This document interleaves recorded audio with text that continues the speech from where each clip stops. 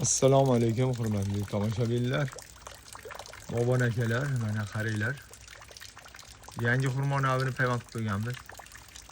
Qisqasi nomi ismida ham yo'q, lekin keyinchalik yozib qo'yganman mana bu yerga. Burun. Shish burun, endi esimga keldi. Ana yozib qo'yganman, shish burun. Danaga bo'ladi, qattiq bo'ladi, transportabel, uzoq masofalarga olib borishga juda chidamli. Mana bu yerda mana Pink Lady olmalarimiz, gala olmalarimiz. Bu mana o cho'rni olmadi.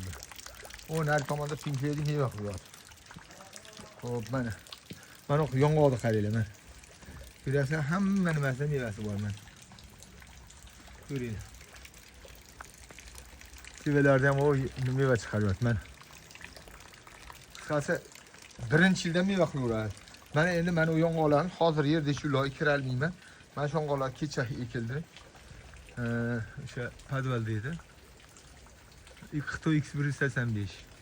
Bularda mevasi bor. Tevalarda hammasi ona mevasi bor. Endi yetishga kirgan nomaqbul nimalar lo'li ekilyapti. Kecha mana shu nimalar hammasi ekildi. Mana ko'ringlar, Pink Lady'lar meva qilyapti. Mana Pink Lady rosa meva ushlagan. Mana. Bilasizlar meva ushlagan mana. Birinchi yilda meva ushlagan mana. G'uj meva. Endi mana bunisi super karalik degan xurmomiz mana ko'karyapti. Mana bu salqinroq edi. Bular endi ko'karyapti mana. Kecha ekildi, bularni endi kesib qo'yiladi, xohlasa.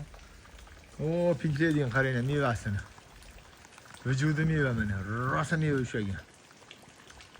Qaranglar, o, nari tomonlar hammasi meva ushlab olgan. Buni endi olib tashlash kerak. Mevasini. Ko'tarilmaydigan darajada. Bittasida 20 ta 30 tadan meva ushlayapti. Har bitta gulida 4 ta 5 tadan.